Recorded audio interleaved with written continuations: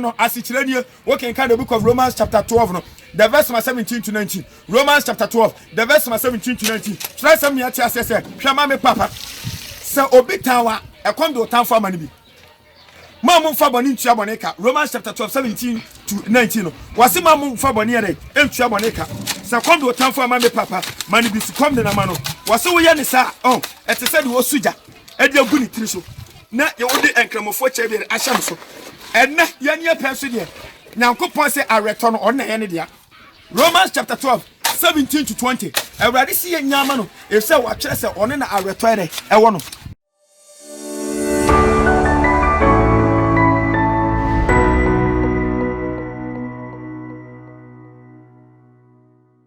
Gospel must go, and the gospel is still going. Trade up on your coupon now on your cashier. And then so. Why you bring them in you? You be seeing your body, no assem. I mean, can't assemble the Viasa Fanana in tea. Try yes, kiss Obano. Or Cassimi say, young mom pay da. A bride, young brother. Nelson Mammy Papa, no for Christopher, Marco 100. A moon 99.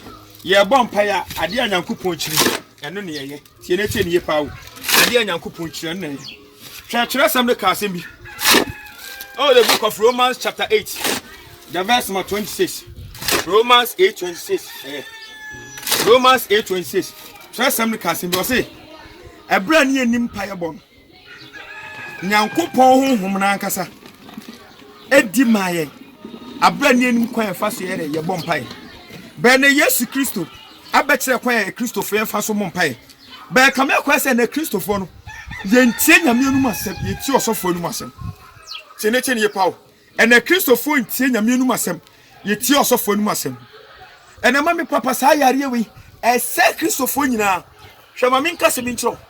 Ulo Christoni. Also for yes, so crano agento. Uko Methodist, Uko Roman, Uko Siesi. Anytime you're big Nankupon in Biano. Me dome matanfo, mi bonutuo, mi kuno. Obi obo sampaye ni biano. Hu fin ene tu. Or suffer with Johnny church members and him. I catch you, say, Pejansa Cosro, me can't Kadimachi, me mammy, away me papa, away me, some bomb, some bumpire, or Sra Grada, or through a conosono. Sa or suffer on Miss Slow. When you're so full, we a Satan ordained pastor, I knew who we are seeing, say, who fin Adoya Jumana, who fin do your Juma. Or be your bomb person or to men at Tanfo, or be your bomb person at Tanfuno, me pacho, Eddie Kind, Nyankopon home, Unibi. Psalm Romans chapter 8 verse 14, those who are led by the Spirit of God. You are not led by the Spirit of God, but you are led by the Spirit of Satan. Onipa da sani bia wotias asiweso.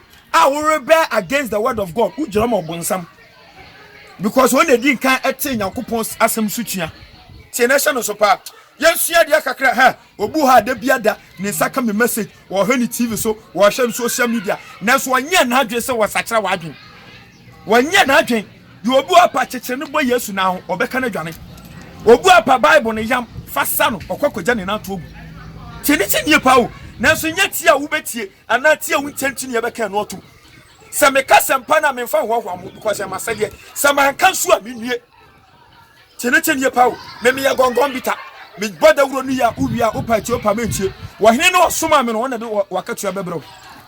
Enti Matthew 13 verse 9.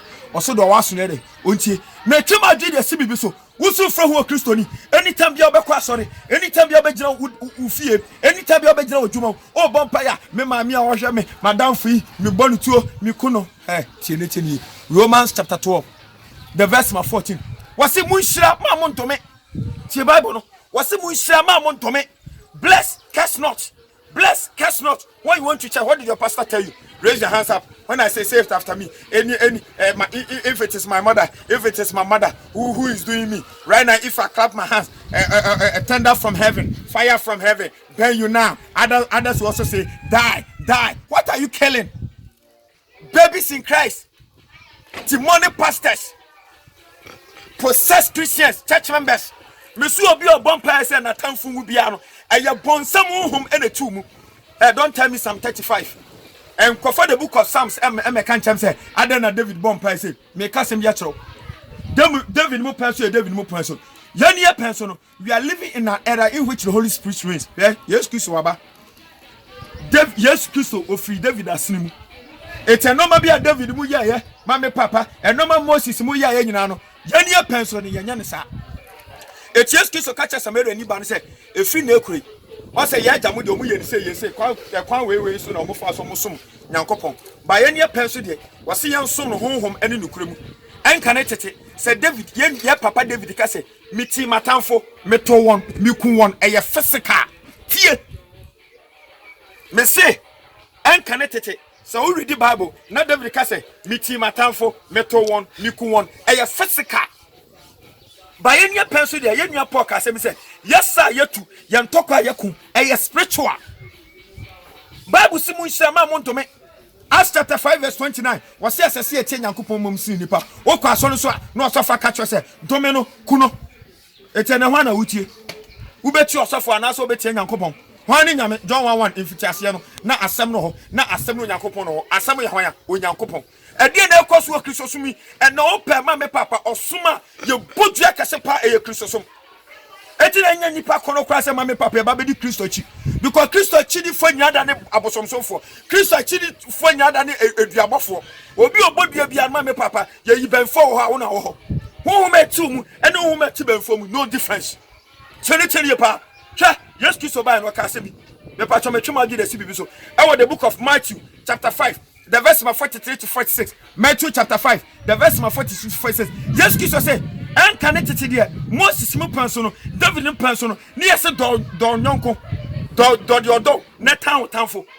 Matthew chapter 5 for Bible no Bible kenkai. Mama papa, I want all my listeners obi bia will follow me on social media so obi bia mama papa mi pia bonten mi kojina kemu mi kojina street awuchemen. I want you to be a walking Bible.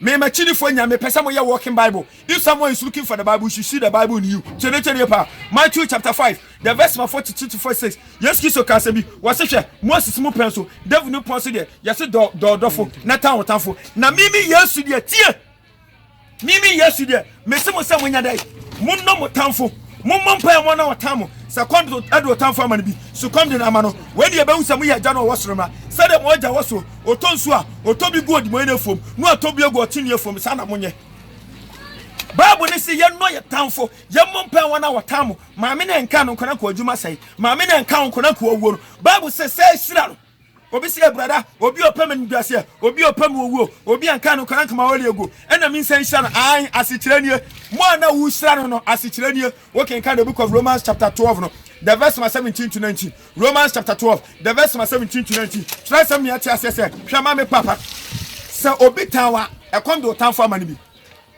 Mamu faboni ntua boneka. Romans chapter 12 17 to 19 no wase mamu faboni ere entua boneka se kom do tanfo amane papa mani bi su kom de na ma no wase wo ye ne sa ete se de wo suja e de agu ni tiri so na ye wo de enkramofo che bi ahya so enne ye ne penso de Nyankopon se areto no on na ye ne dia.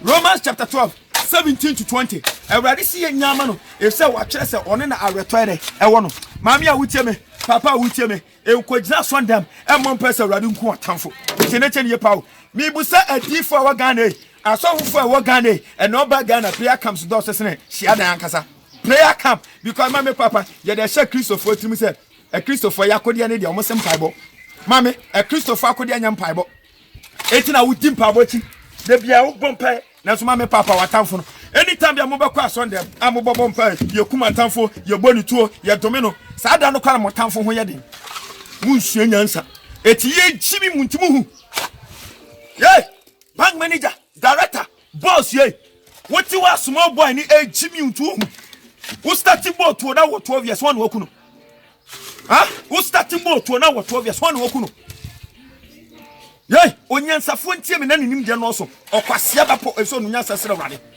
Yesu Kristo na wo bompa ache no wase mu nsama mo ndome no okwagina Yesu anim sa okodome ho na okodome no ye a Christopher yakode ne de enyam paibo obi obeka che se Christopher akode en paibo bia no we a baby in Christ asofo fa mo ba TV so radio so Christopher akode en paibo ma me mentena fie Christopher akode enyam paibo me pa chote en paibo ye ntokwa en paibo ye ntokwa tienete ne pawo Christopher akode eye makumaku 6 tienete ne me se Christopher akode de makumaku 6 akode ne me pa chote tienete ne pawo enkwagye nokre enkwagye tenene nokre nyame asem tienete nyame asem gidie ene asempaka no your helmet your blessed spirit your belt your shoe your mama papa your shield and your sword nyankopa asem ni nie tienete nie pawo we have salvation, we have righteousness, we have truth, we have faith, we have the word of God, and we have proclaiming the gospel as you.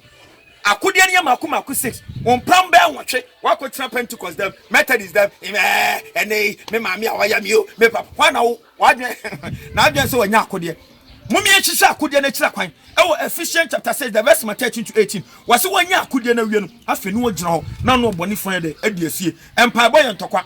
Empire boy ntokwa. So whenever you stand to pray you're on a battlefield. You need some armor. That armor is righteousness, faith, truth. The word of God, proclaiming the gospel, mama papa, and salvation. This is the armor that you need. And ya hiri baba. Suenyansa. Shama min kase micho. Osafo na meden medimitan foso. Me pacho e kwan e faso di etan foso. E mo osafo min kancho se beje oil, beje sticker, beje bula muso, ko de okosia benfo nku wo yare. Benfo bi ato sanku ni bi. Benfo bi ato sanku ni bi anu odesra. Yesi ayi benfo ntu oil. Benfo bi ato oil ni bi dia koto akono anwamodi wo de nsuenyansa. The only way to overcome your enemy. Proverbs chapter 16 verse 7. Proverbs chapter 16 verse 7. Bible say, so be a kwan so nyankopon ni a wo ma woni na tamfo mpontamba sumje. If you want to overcome your enemy, do the will of God. Was say so be a kwan so nyankopon ni a nyame de ema na oni na tamfo mpontamba de eba sumje. Okay, can First Samuel chapter 24. The verse mama me papa 1 to 22. Ebra David ekoto say so da hono na ka opportunity say obefa seka no de twa so ti but David ka say empire ni so obetwe ni seka de nyame de asra no Bible say so nyane ye no okonukoto yanum na okache David say afa na mahu so wotre se me ba so wahini asintim so ma me papa aha so no no pe David akunu o hira no adentra David eye de nyankopon pe because Psalm 105 the verse 17 no wase me ntwe wo sekan e wo de nyame de asra no oniaba wutie me oniaba ba wutie me Bible say yen hira atamfo mayen do me won wasofo susu do me bonutuo ho na abetie no Acts chapter 5 verse 19 wase SSC e tie nyankopon mum sinipa we need back our old Christianity Jeremiah 16 yen hwehwe yamusa tete atempono ye hia tete atempono let's go back to it. God richly bless you. Me pastor media the gongon bitter for Christ. Shalom, peace, bye bye.